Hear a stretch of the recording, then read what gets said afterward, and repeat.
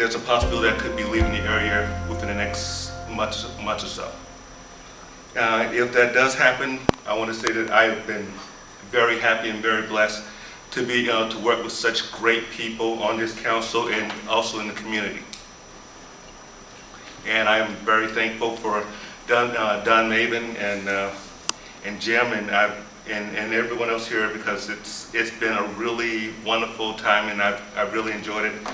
And hopefully I have another opportunity to do more for this community if I'm fortunate enough to do so. But so with that, I just want to say thank you to everyone, and I'm just waiting to see what the future holds for me. Thank you. And comparing the statistics from last year, we're still on track. Our speed enforcement compared to last year is up 19%. Drunk drive enforcement's up 27%.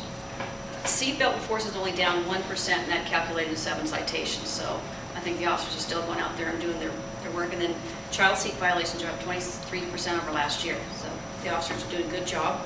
We've also, of course, the fiscal restraints. Our end of our fiscal year is June 30th. Right now, we are 30% below the overtime allocation, which was a savings to the state so far of $51,000 just for the Mojave CHP office. So there was some discussion last night at the water board meeting about tumbleweeds and paper at the skateboard park. But here, the next day in the afternoon, it looks very, very clean. I don't know who we have to thank for cleaning it up, but now it looks like what it really is, the most visible Rosamond Park, and probably the most used. Every time I've driven by, these guys are going back and forth on these jumps.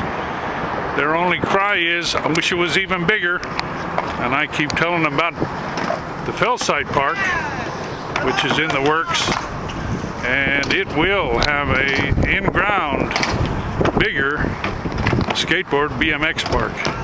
Oh, I'm doing a little story here on the skateboard park.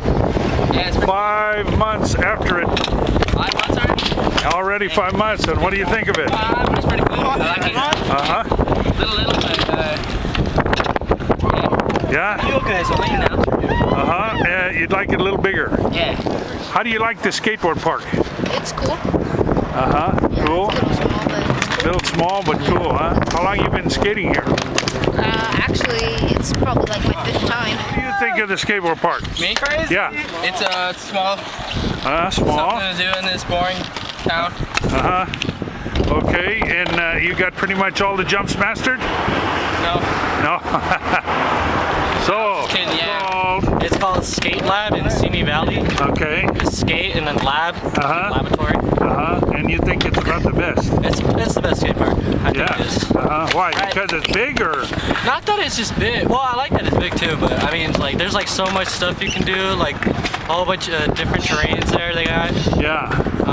It's always air conditioning. Yeah. You can skate it until like 12 because they have lights in there. Sure. Skate pretty much. Yeah. Yeah, it's really nice. Well, there's a movement on right now to make another skate park so they can take a look at Simi Valley and get some ideas. Yeah, just go to skatelab.com. They have like a whole bunch of stuff on there. Good.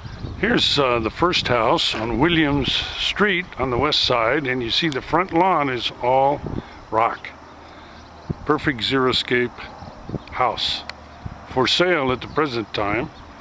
Gentleman up the street says the houses here are worth probably $75,000. You don't have any kids in school, so you're kind of impartial on the trustees raising the taxes a little bit, so they don't have to borrow a bunch of money from Kern County. What do you think about that? I think they should. Yeah. I think we should pony up and make sure our kids, I mean, where did it stop? Us investing into our future through our kids. When did that stop? Yeah, well. But it certainly has seemed like it does. People go, no, we don't have the money for this. We don't have the... Kids don't play sports anymore. There's no music programs unless they're privately funded. Yeah.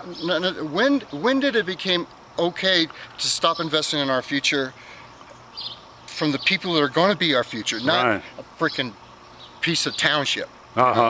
And people get all upset because things are tight now. I can understand it, but you know, if we don't Have faith in invest into our children, then what good is it going to be 20 years from now? Yeah. We're already seeing how, with the kids now. But Yeah. Now, Mrs. Haney, you were telling me about the 2 traffic lights here on 20th and Orange and Dixie near Hummel Hall, and you say they're burnt out, they're not turned on. The lights at Hummel Hall, and we need street lighting. Uh-huh. You need a street light here, Street light because the street is so dark. okay, on Orange, Orange. west of 20th. Right. It's just very dark here. Very dark. And then, of course, the big yard light at Hummel Hall, Yes, it's out. it's burned out. And I've called and asked if it could be Uh-huh, fixed. uh-huh. It's fluorescent, so I don't think it would run Too much. too much. Uh-huh, And, I think it would be low sure. income, what am I trying to say? It costs less, inexpensive. Yeah, inexpensive to Sure, run the, sure. So you're backing Mr. Perez because you think he might be able to get it fixed. Steve might Be- get a foot in there and get something done. Yeah, well, he's a Go for Roseman it. boy, He's a so Roseman kid. so that's right. And I picked him up on the bus. I was a bus driver. So you're responsible for his education in a way. Not really, but Yeah. yes, I know his Uh-huh. whole family. I knew his mother well. Uh-huh. Well, I will bet we'll get that light fixed before too long. Now that you put it in the Roseman News,